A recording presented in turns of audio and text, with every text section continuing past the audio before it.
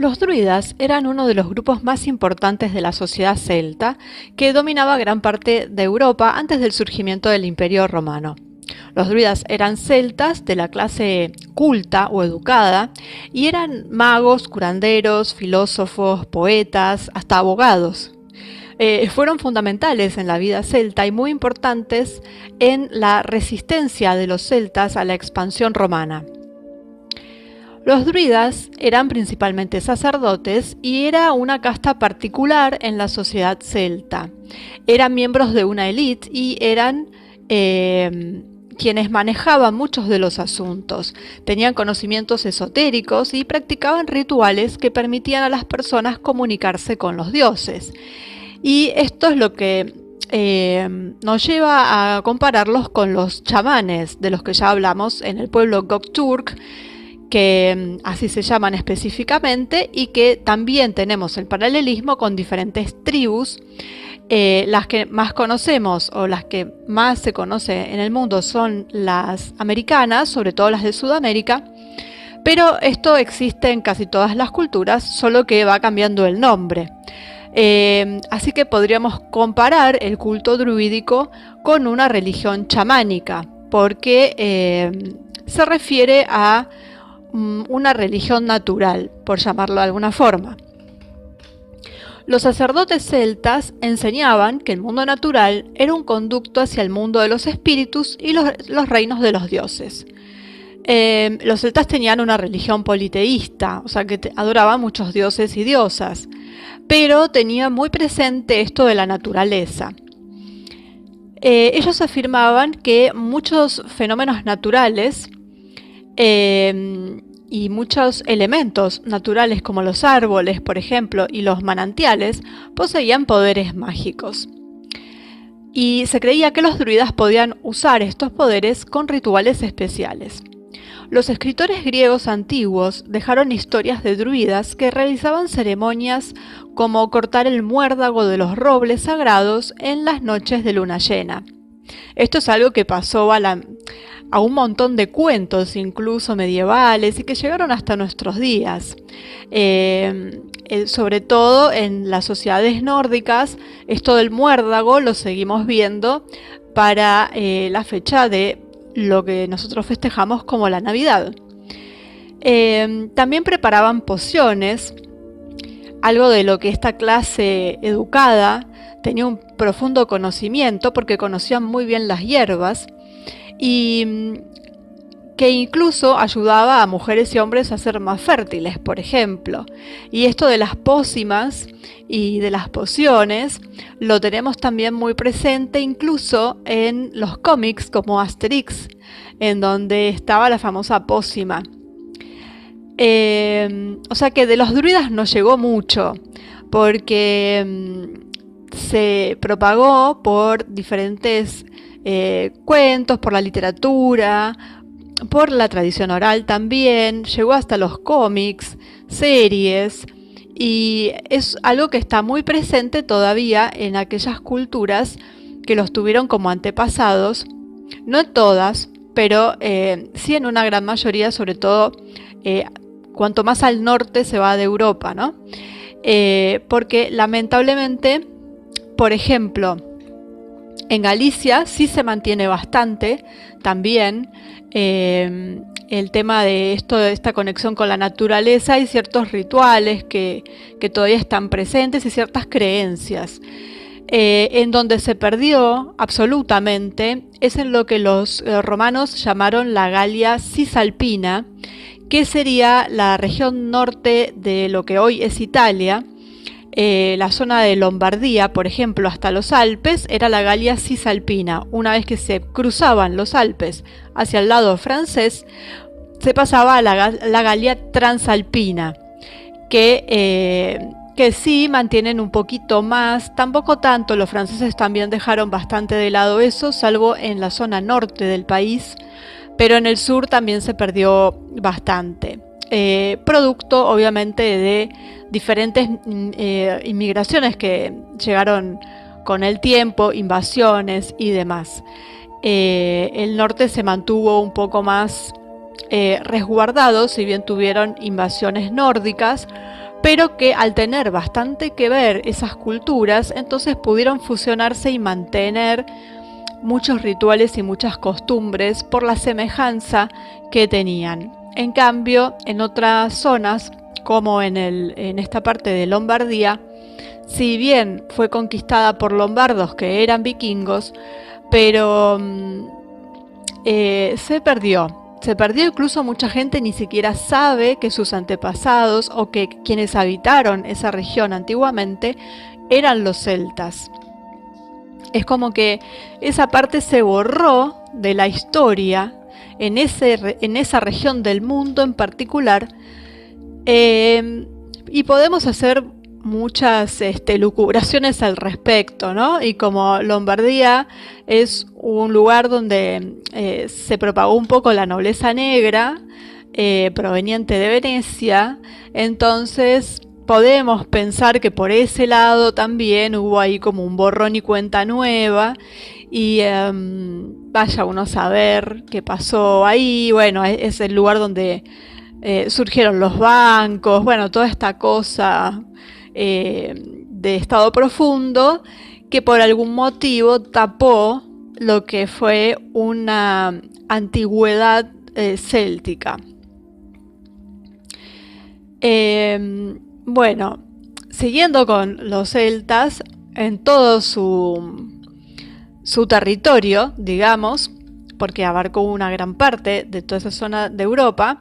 Imagínense que estamos hablando del norte de Italia, Galicia, Francia, por supuesto Irlanda, toda la zona sur de lo que hoy es Inglaterra, incluso Escocia, o sea, se diseminaron por las islas británicas, y después hay pequeños puestos, digamos, avanzadas en otros países. Incluso se llega a encontrar hoy en día una pequeña tribu, hoy por hoy, que antes era mucho más grande, en Turquía, que son descendientes de los celtas y que llegaron hasta ahí y que formaron su tribu y quedaron bastante aislados, y tienen sus gaitas y tienen todo, o sea, algo que uno pensaría que no, que si de alguna forma hubieran llegado hasta ahí no se hubieran mantenido, y sin embargo ahí están como si estuvieran recién salidos de los campos de Galicia. Bueno, ellos tenían una gran habilidad para realizar magia, según cuentan, y eso significaba que los druidas tenían un inmenso prestigio social y político. Como en todas las culturas, los sacerdotes, obviamente, porque esto era poder.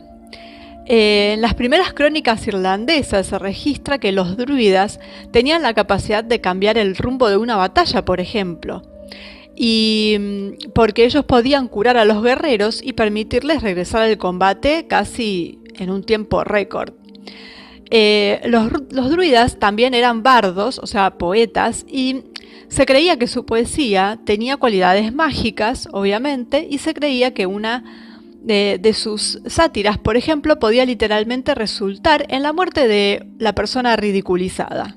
Ese era el poder que, si no lo tenían, se lo daban. Digamos, la gente pensaba eso. Los escritores clásicos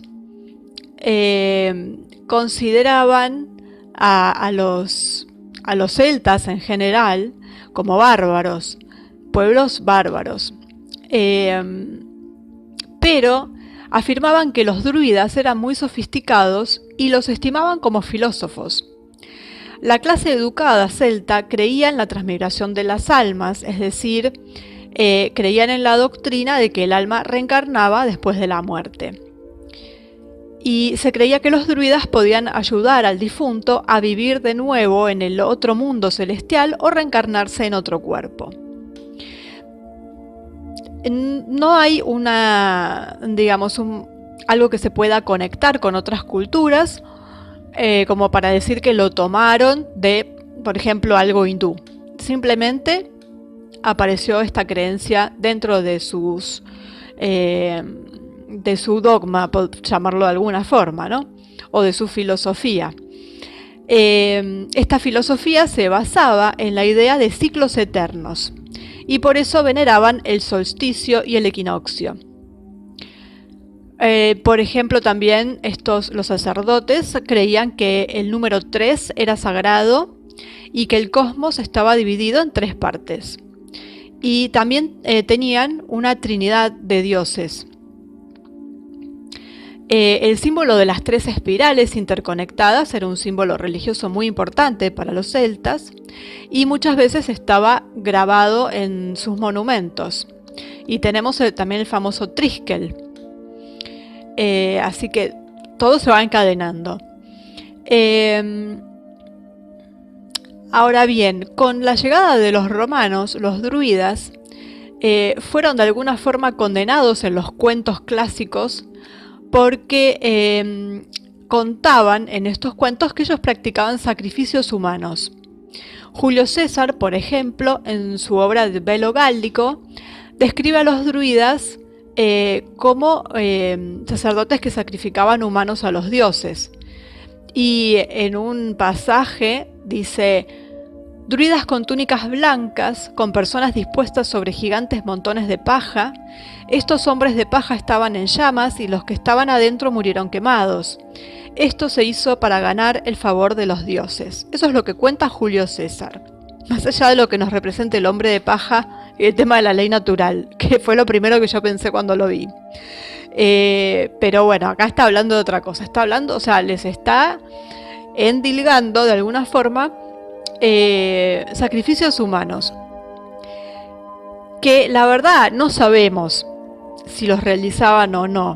Muchos argumentan que los relatos estos de que los druidas hacían sacrificios humanos era simplemente una propaganda romana. Son los únicos que lo mencionan. Por eso está la duda. Si bien era una época en la que los sacrificios humanos estaban a la orden del día, y bueno, tampoco es que ahora cambiara mucho, lo que pasa es que ahora es a escondidas y antes era abiertamente. Pero bueno, como esto era algo bastante común y hecho abiertamente, bien podría uno pensar que lo hacían, pero no hay certezas al respecto. Y esto que cuentan los romanos, como lo cuentan ellos, entonces, y ellos eran bastante propensos a hacer propaganda, en el sentido que se le da propaganda como se le dio en la Segunda Guerra Mundial y bueno, y cierto sector del este. Entonces, bueno, también existe esta gran posibilidad de que no necesariamente hicieran sacrificios humanos y se tratara de esto, ¿no? De una simple propaganda en contra. Bueno, como los druidas eran una casta especial y entonces tenían unos privilegios en la sociedad celta. Los celtas adoptaron la escritura griega y se educaron, y sin embargo los druidas no escribieron sus creencias o prácticas. Todo su conocimiento y su filosofía se transmitió oralmente, y eso se hizo para proteger su estatus de grupo especial. Por eso es que lamentablemente mucho se perdió de esto. Al no haber un corpus escrito, se perdió, se tergiversó, se cambió, como esto que decíamos de los romanos. Algunos creen que los datos históricos de este pueblo se remontan a la Edad de Piedra, y gran parte de su aprendizaje sobre magia, curación, se transmitió en verso, que fue memorizado, por eso eran poetas. Lo que después vimos en la Edad Media con los trovadores. Era una muy buena manera de transmitir oralmente, y al hacerlo en verso es como que no se podía cambiar mucho el texto, porque tenía que hacer la rima. Entonces, y además era una forma fácil de recordarlo. Y así que esa era su forma de transmitirlo.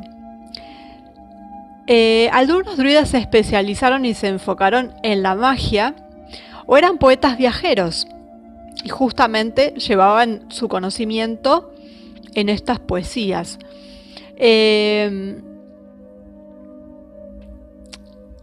Los druidas en la época de César incluso a veces peleaban, tenían puestos en la batalla, eran elegidos para esto, porque justamente también como tenían estos poderes mágicos, según ellos consideraban, y además sabían curar, que eso era muy importante, conocían muy bien las hierbas, eran de mucha importancia en las batallas. Muchos de los druidas prominentes eran mujeres, y esto indica el alto estatus de las mujeres en la sociedad celta.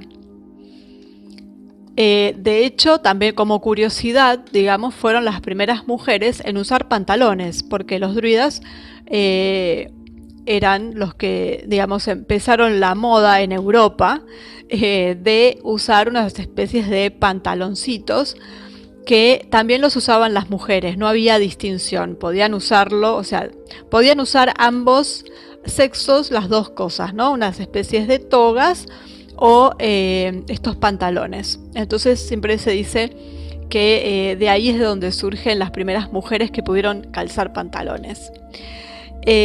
Bueno, los romanos les tenían miedo a los celtas. Y eso se debe a que habían saqueado Roma en el siglo V a.C.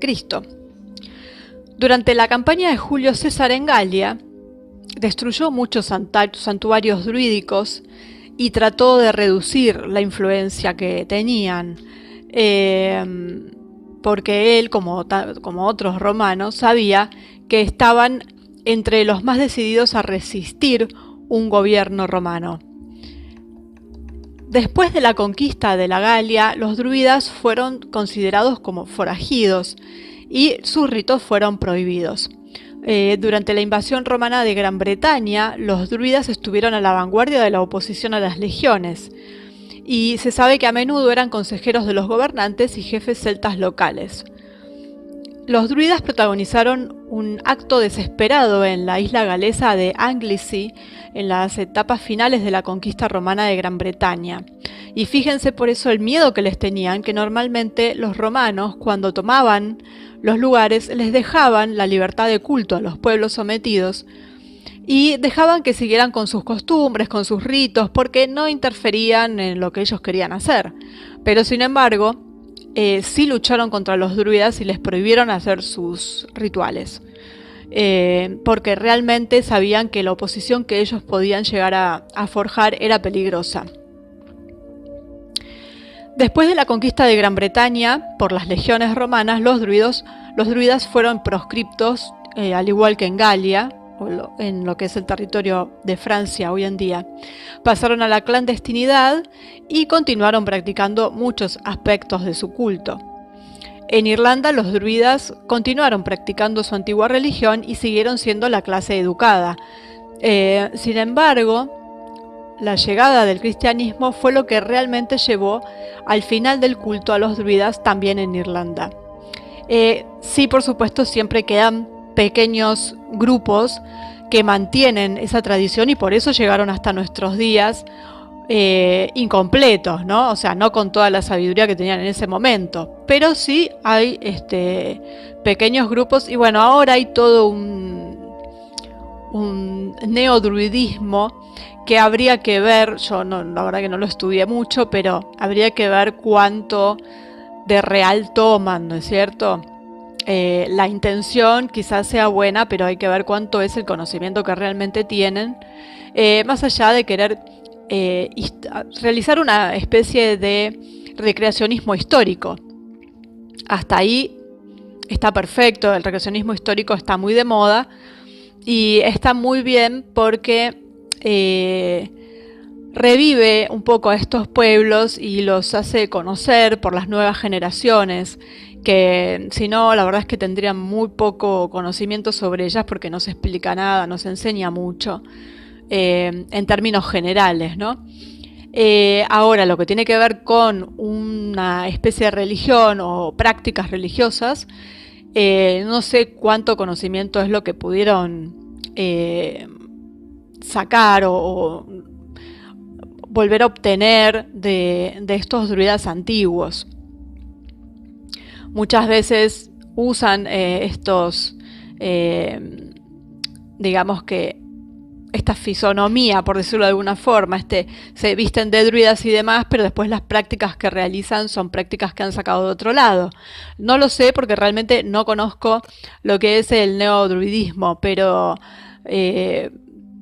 puede pasar a ambas cosas. Es muy raro que tengan todo el corpus de conocimiento druida, porque tendrían que saber lo que se manejaba a nivel oral. Así que, bueno, en varias biografías de santos cristianos, se representan a estos santos derrotando la magia del druida con el poder de la oración. Porque, bueno, lógicamente eran considerados paganos, ¿no? Sin embargo, los druidas, bueno, permanecieron, continuaron las tradiciones hasta la alta Edad Media. Eso es casi seguro. Hasta esa fecha se mantuvieron. Y bueno, uno de los que lo representan para esa fecha es el mago Merlín, en los cuentos del rey Arturo. Merlín era un druida. Así que se ve cuán vigente estaba en ese momento. Y bueno, de a poco, como todo, fue entrando cada vez más en la clandestinidad y también se fue perdiendo cada vez más. Pero bueno, siempre algo queda del conocimiento que ellos tuvieron. Lo ideal, como digo siempre, es poder reflotar todo para ver bien qué era y poder discernir también qué tenían, porque como en todos puede haber una parte buena y una parte mala. Está quienes hablan de los druidas negros, que serían estos que realizaban sacrificios humanos, pero de los que realmente no tenemos ninguna constatación, porque como ellos no escribían sus rituales ni nada por el estilo, uno solo se puede manejar por lo que decían otros pueblos, y que eran otros pueblos que los veían como bárbaros y que además, bueno, en el caso de los romanos los sometieron. Entonces nos queda la gran duda de si había realmente druidas negros o no. La lógica nos lleva a pensar que como buenos seres humanos hay dos polaridades siempre, y que sí, es como todo, la energía es una y se puede usar para un lado o para el otro. Así que yo creo que lo más normal es pensar que así como conocían rituales para hacer cosas buenas, conocerían seguramente rituales para hacer cosas malas, lo mismo que las hierbas para hacer pócimas curativas como para hacer venenos. Es lo lógico en toda cultura del planeta. Entonces, yo creo que sí, pero bueno, en líneas generales eran gente con muchísimo conocimiento, un conocimiento chamánico, y que bueno, que por suerte por lo menos su figura hoy en día es conocida, y pareciera como que cada vez son más conocidos por las generaciones nuevas.